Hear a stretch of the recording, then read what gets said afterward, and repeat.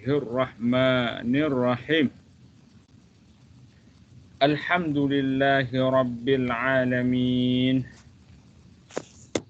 Wassalatu wassalamu ala ashrafil anbiya'i wal mursalin. Sayyidina wa maulana Muhammad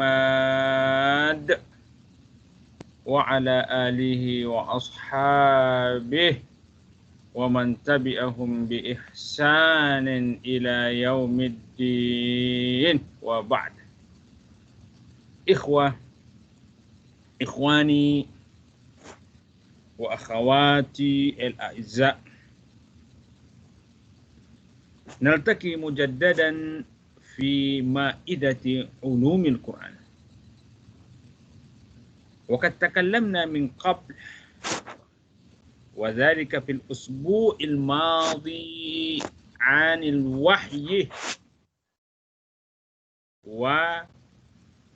وكيفياته. أليس كذلك يا إخوة؟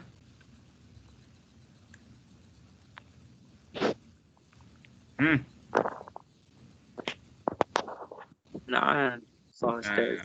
بلى يا إخوة. So we have discussed already the revelation, okay, the method and the why wahyu revealed to the prophet and messengers of Allah. Ya kan? Ya, Doktor. Ya, betul. Ya. Idzan fi tutorial هذا سأفتح لكم باب التساؤلات فيمكنكم أن تسألوني عن أي شيء أردتموه أن تسألوه.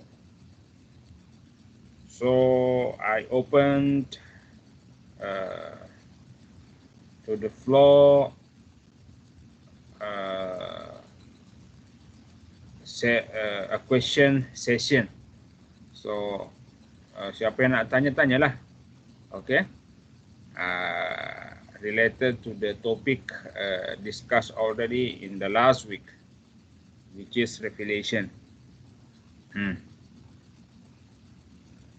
Man minkum arada an yas'al au arada an yatabayyana fi ba'd al-umur allati yabdu lahu annahu fi iskal. Jadi ada kemuskilan atau ada yang tak faham, kalian boleh tanyalah.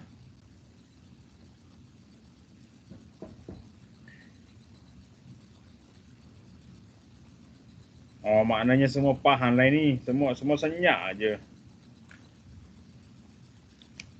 Atau senyap kerana belum sarapan ni.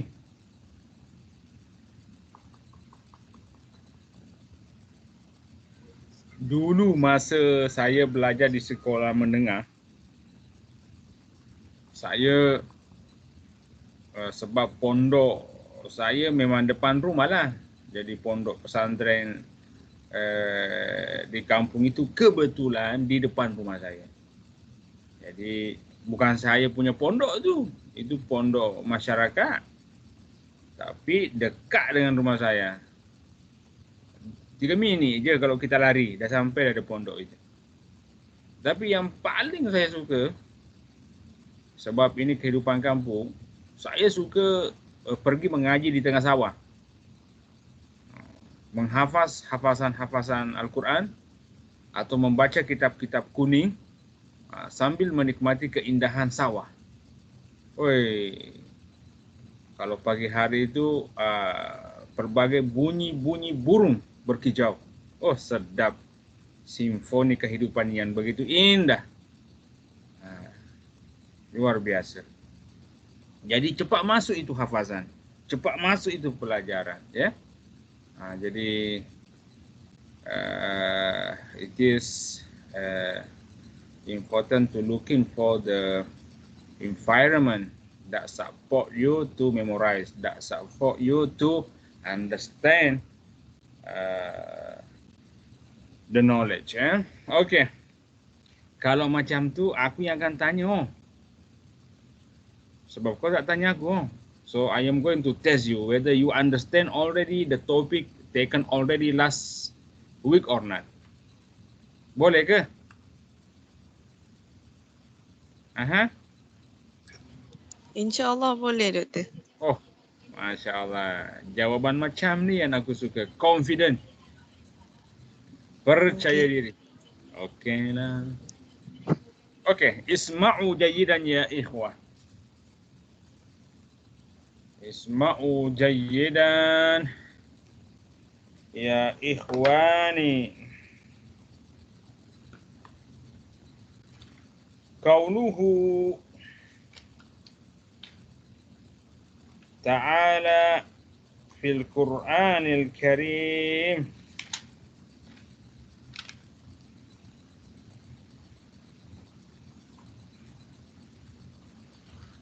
fi surati Taha. Walaqad mananna 'alaika marratan ukhra. Actually, we have gifted you, Musa, once again. Is awhayna ila ummika ma yuha. When we reveal to your mother, O Musa, is awhayna ila ummika ma yuha anikfifihi fit tabut faktifihi fil yammi falyulkihil yammu bis-sahil indama amartuha ummaka ya Musa an yada'aka fit an tada'aka fit tabut an wada'atka fit tabut faksifihi fil yam. Okay, watruki ya umma Musa hasat tabut fil yam falyulkihil yammu bis-sahil. Jadi kami telah mewahyukan kepada ibu engkau, wahai Musa. Masa Fir'aun want to kill all baby boys. Okay, born at that time. Kami telah mewahyukan kepada ibu engkau, wahai Musa, untuk meletakkan engkau di keranjang tu, di bakul tu. Dan bakul itu hanyutkanlah ia di sungai. Dan sungai itu akan menghantar nantinya ini Musa dengan bakulnya ke pelataran sekerajaan Fir'aun. Dan dia akan mengambil bayi itu, ya'khuzhu aduwwun li wa aduwwullah. Yang mana Fir'aun yang mengambilnya itu akan menjadi yang mana yang mengambilnya itu adalah musuh aku dan musuh engkau juga nantinya, wahai Musa. Soalannya as-su'al. Faqauluhu ta'ala is awhayna ila ummika ma yuha. Fa kalimatu awhayna madza ta'ni. Fa ayyu naw'in minal wahyi. Okay? Okay, fa ayyu naw'in minal wahyi qusida bihazihi al-ayah. So what kind of revelation, okay, stated in this verse? Apa jenis wahyu yang disebutkan dalam ayat ini? Maminkum Ilham fitri. Lil insan. Al-ilhamul fitri lil insan. Insan. Ya. So the type of wahyu given, it is not wahyu, it is not like revelation given to the prophet and messengers, ya. Ya. Jadi meskipun Al-Quran guna pakai wahyu, tapi wahyu di situ is not like the revelation, is not like the wahyu given to the prophet and messenger. So, jadi makna wahyu di situ adalah ilham. Al-ilhamul fitri lil insan. Ilham secara fitrah yang Allah berikan kepada Ibu Musa. Agak soalannya lagi.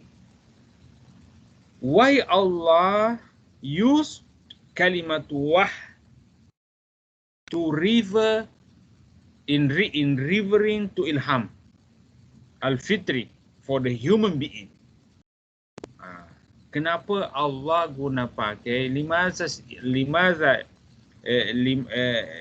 limaza athar al-Quran al-Karim istikhdam kalimat wah? Okay? Indama alhamallahu ta'ala ilhaman ila ummi Musa.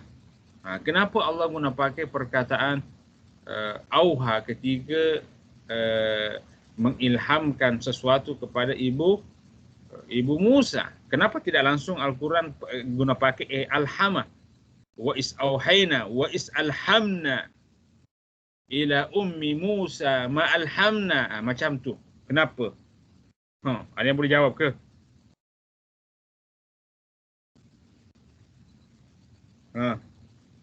Kalau ada yang boleh jawab ini, aku belanja dia. Laksa lah. Siapa yang boleh jawab agak-agak? Coba fikir-fikir.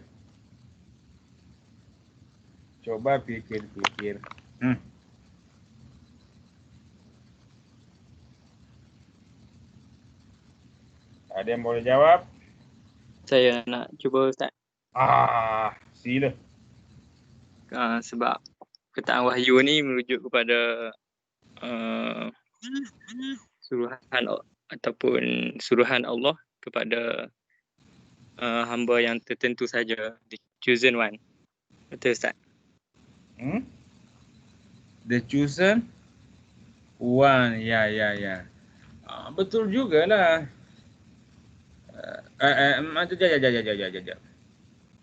The chosen one. Maknanya engkau nak cakap apa ni? You cakap bahawa kalimat wahyu ini digunakan untuk Allah turunkan kepada orang-orang yang dia pilih sahaja. Bukan itulah. So mafhum muwafakannya Ibu Musa ini termasuk orang-orang pilihan lah. Ya, Ustaz. Ya. Okey. Aku bersetuju di situ, tapi saya rasa jawabanku belum komplit lah.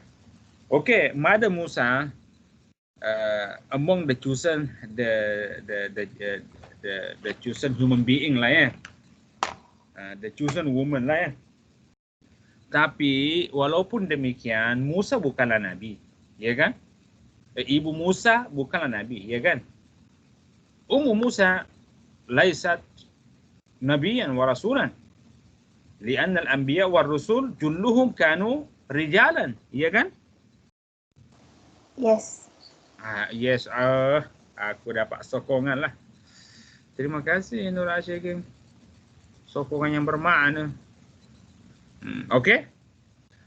Ada lagi jawapan. Jadi you boleh cakap, okeylah, Allah guna pakai di sini kalimat wahyi dalam mengilhamkan sesuatu kepada Ibu Musa, sebab Ibu Musa ini adalah orang pilihan. Walaupun demikian, Ibu Musa ini bukanlah nabi, bukanlah rasul, sebab nabi dan rasul semuanya adalah lelaki. Okey? Ada lagi jawapan? Fikir-fikir. Bagus tu jawapan. Siapa tadi yang jawab? Muhammad Syafiq ke? Ya, saya, Ustaz. Okey, terima kasih.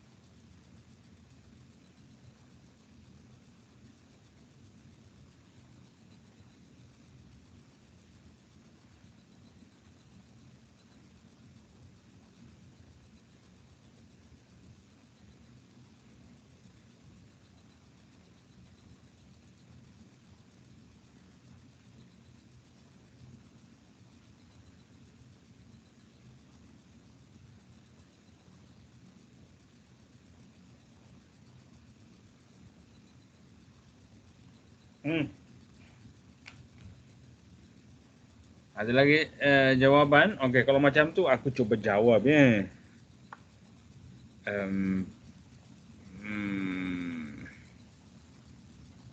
Ya. Pada pandangan saya lah ya. Fallahu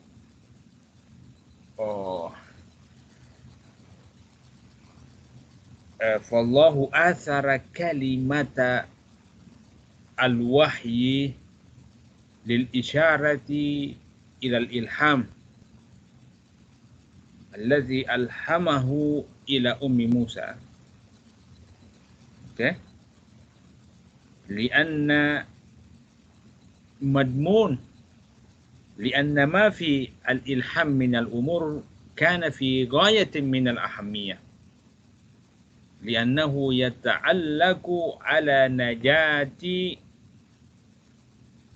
nabiyyin min anbiya'i yata'allaqu ala najati rasulan min rusulihi min yadi Fir'aun al-zalimah wa min huna fa ummu Musa kanat ta'rifu qimata al-ilham alladhi ataha innahu laysa كأي إلهام بشري إنما هو إلهام في منتهى الخطورة في منتهى الأهمية ومن هنا كانت أم موسى ما كانت تتردد في تنفيذ ما أمر به من وضع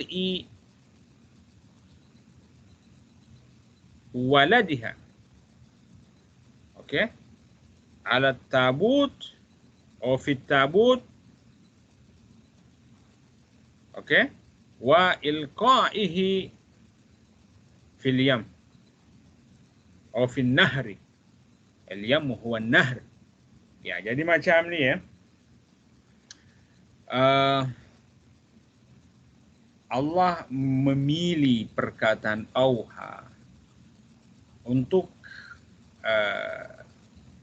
memberi maksud kepada ilham.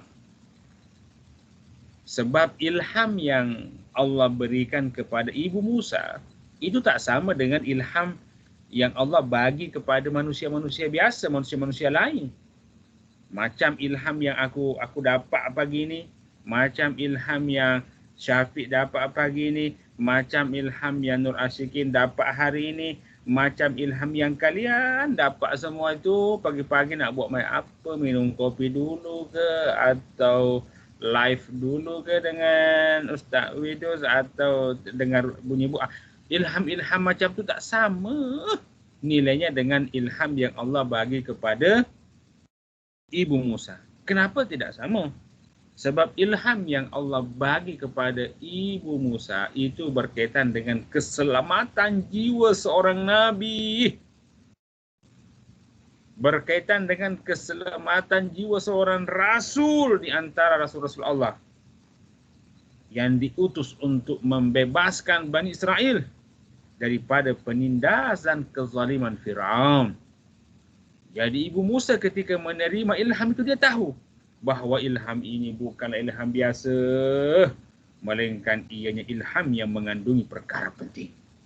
Oleh itu, Ibu Musa tidak ragu-ragu untuk melaksanakan perintah yang terkandung dalam ilham itu, yaitu meletak bayinya Nabi Musa yang ketika itu masih bayi ke dalam bakul dan dihanyutkan di sungai. Macam mana? Agree atau disagree? Muafiq atau ghair muafiq? Setuju atau tidak setuju dengan pandangan saya? Agree, Ustaz. Agree. Oh, terima kasih Anis. Terima kasih Agree, Ustaz. Alhamdulillah. Alhamdulillah. Okey. Nantakil ila soalin akhar ya ikhwah. Tapi biarlah dulu saya minumnya. Aku belum sarapan. Jadi malam lambat tidur. Banyak benda kena buat. Okey. Boleh ke kalau saya makan keripak satu biji ni? Boleh Ustaz makan-makan. Boleh. Boleh Ustaz. Kau pun di situ boleh je kalau nak minum teh, minum kopi, tak ada masalah. Oh, sudah ada. Yang penting hidup itu saling pengertian kan. Okey, jap. Betul. Jap saya dulu makan keripak.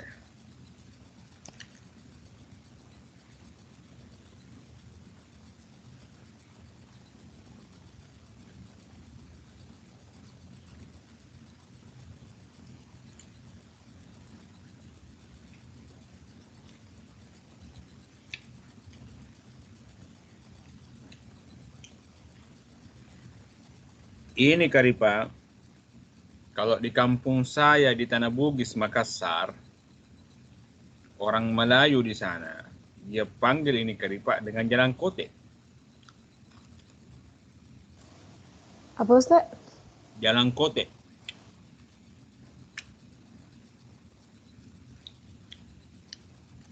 Inti dia apa Ustaz? Dia macam tak sama lah isinya. Ada juga isi yang macam ni. Tapi kita punya biasanya jalan kote kita atau karipak kita besar. Makan satu itu memang ada kenyang dah. Oh. Kalau di Kelantan karipak apa namanya? Karipak juga. Oh. Maknanya karipak ini nama dia sama je satu semenanjungnya. Sama je rasanya lah.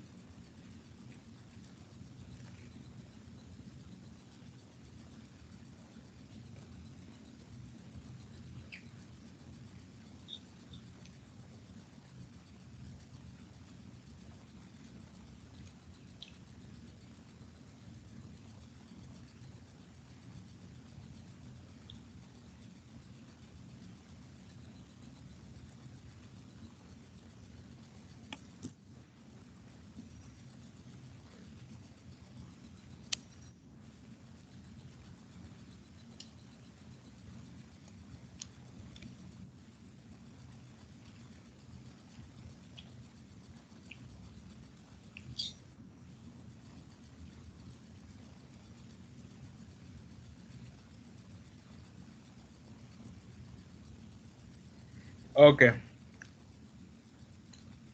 سؤال آخر يا إخوة، ما زلنا في نفس الموضوع. قوله تعالى: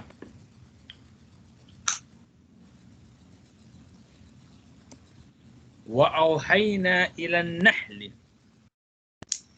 أن اتخذي من الجبال بيوتا ومن الشجر ومما يعرشون. Okay. And we did reveal to the community of bee to take their home from the mountain on the home built by human being for them.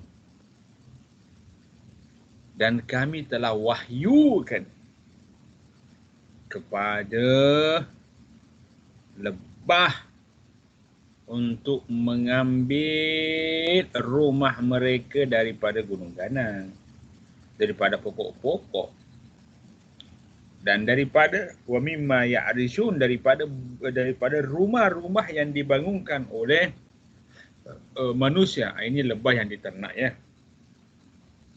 Soal ya ikhwan, fa kalimatu auhayna huna, Allah prefer to use the word of auhayna when dealing with the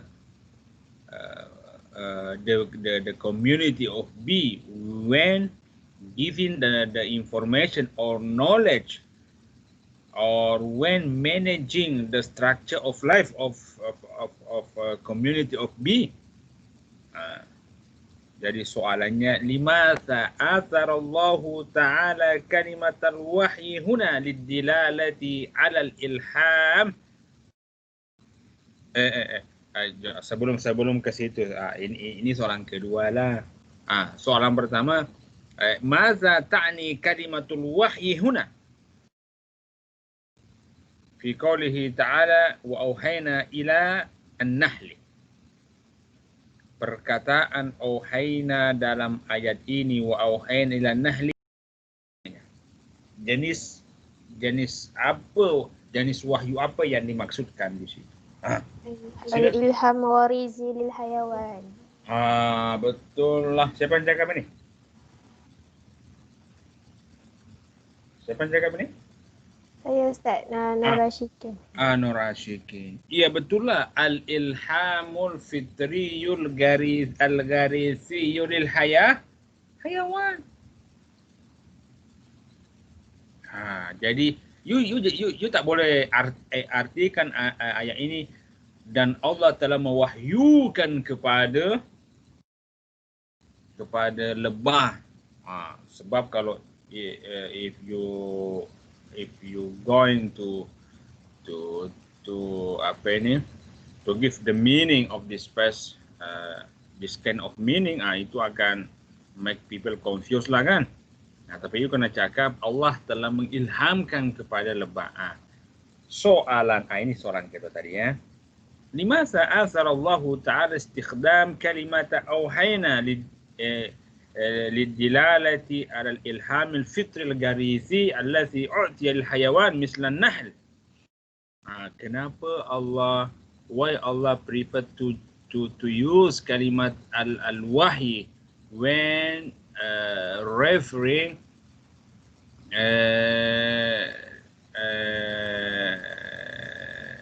the ilham, for the community of lebah. Kenapa Allah menggunakan perkataan auhayna ketika mengilhamkan sesuatu kepada lebah? Padahal Allah boleh saja mengatakan wa alhamna ila nahli an ittakhidhi. Apa maksud di sebalik penggunaan kata auhayna ini? Siapa yang boleh jawab? Ini tak ada dalam buku. Sengaja. Ini tak ada dalam buku. Tapi soalan macam ni tak akan ada dalam exam ya.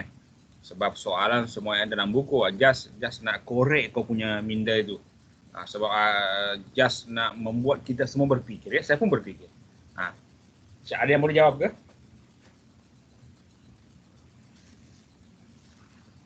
Sambil mendengar kau punya jawapan, aku lanjut makan karipak weh.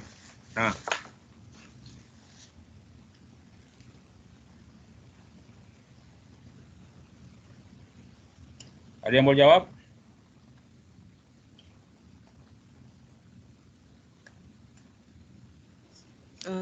Bukan dari saya, Doktor. Dari mana tu? Saya tak tahu jawapan dia. Okey, tak apa. Cuba kita fikir sama-sama. Kalau sudah ada jawapannya, ada dah teragak-agak satu jawapan, bagi tahu dia.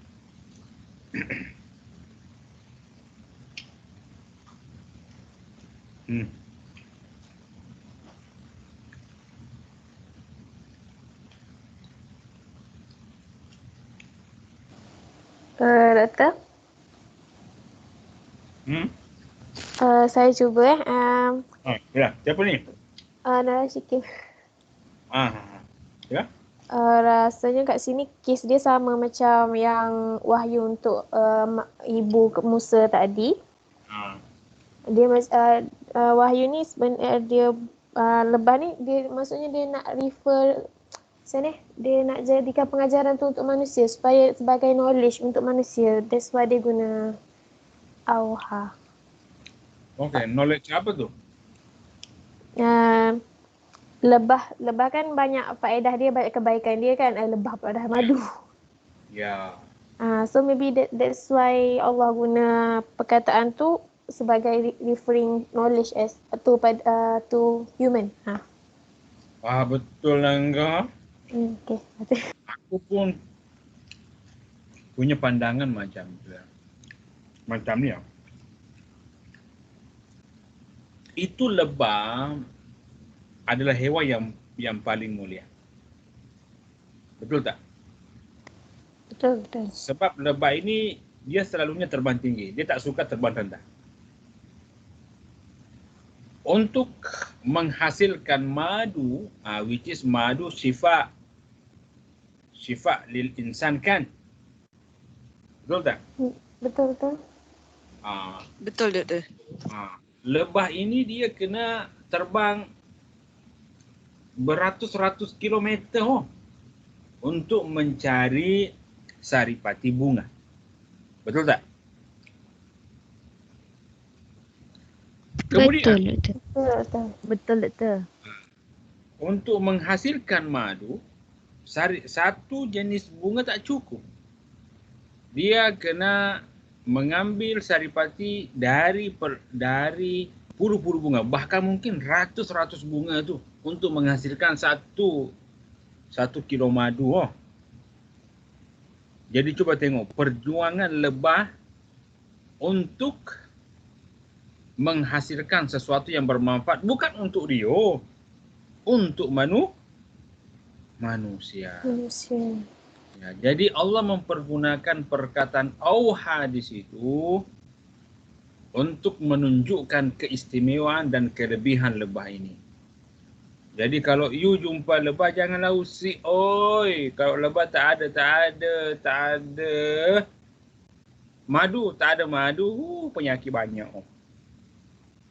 Betul tak? Betul. Jadi macam jadi di situlah keindahan bahasa Al-Quran. Bahasa Al-Quran di atas rata-rata, di atas yang biasa. Kalau aku yang bercakap-cakap, engkau yang bercakap-cakap, tentulah engkau mengatakan wa alhamna ila nahl, dan kami mengilhamkan kepada nahl. Tapi tidak. Allah menggunakan perkataan auhayna, ya, untuk memberikan petunjuk kepada manusia bahawa dalam diri lebah itu banyak perkara yang kau kena pelajari. Aku dah pernah baca ada buku yang hanya ditulis berkaitan lebah. Banyak sekali pengajarannya lebah. Ini lebah, dia tidak suka kacau orang. Dia hanya akan ambil apa yang berhak diambil, apa yang layak diambil. Begitu juga katanya seorang Muslim pun kena macam tu. Lebah tinggi maruah dia. Cubalah tengok, kalau you usik sarang lebah, engkau akan dikejar lebah sampai engkau menyorokkan diri dalam air. Aku orang kampung. Dulu ada orang kampung, di kampung aku lah, dia kacau lebah tu. Satu kumpulan lebah kejar dia. Nanti lebah itu berhenti selepas orang itu masuk ke dalam sungai, tak nampak. Masuk dalam sungai, ditunggu pula itu sampai kepalanya naik ke atas air. Nanti lebah boring, baru dia pergi. Jadi umat Islam pun kena ada maruah macam itu. Kalau harga diri kita dikacau, kita siap mati demi mempertahankan maruah diri. Kemudian, ada lagi dalam buku itu banyak.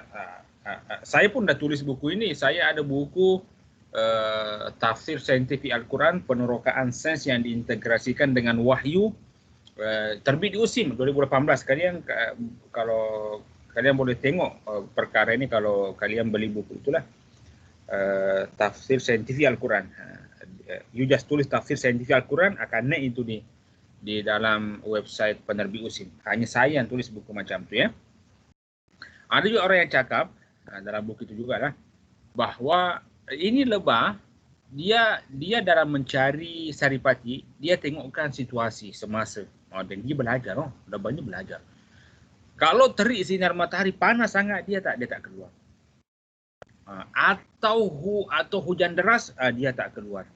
Nanti dia keluar kalau suasana atau udara bersih, tak terlalu panas, tak terlalu sejuk, tak ada hujan, barulah dia keluar.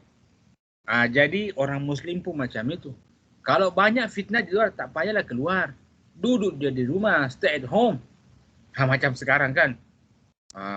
Banyak fitnah-fitnah, banyak corona, banyak isu-isu tentang corona, aja stay at home lah. Selamat gitu. Betul tak? Betul. Betul, doktor.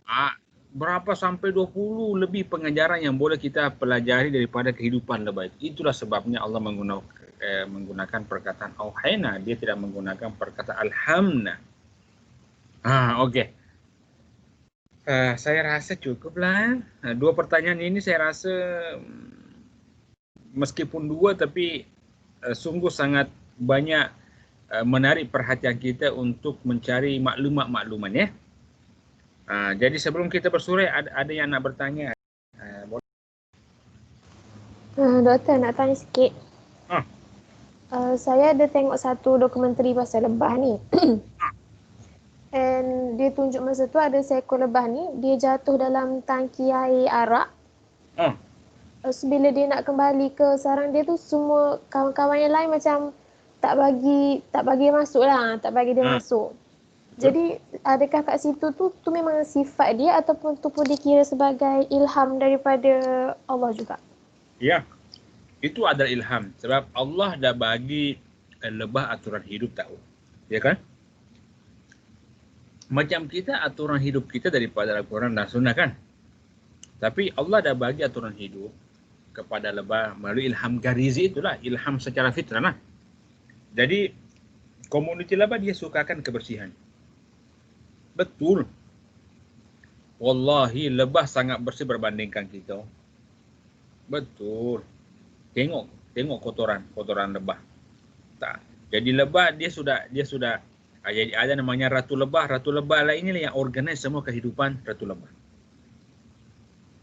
Ratu lebah ini adalah betina bukan jantan. Jadi ada lebah jantan yang bertugas hanya untuk berkahwin dengan ratu lebah. Ada juga lebah pekerja yang hanya kerjanya untuk mencari nektar saripati bunga. Ada juga lebah yang kerjanya hanya untuk membersihkan saja sarang. Ada juga lebah yang kerjanya hanya untuk membuat sarang. Ada juga lebah yang kerjanya hanya untuk menjaga komuniti mereka daripada serangga-serangga lain. Ini askar lebah. Ada juga lebah yang hanya kerjanya memproduksi saja madu. Inilah yang lebah-lebah betina.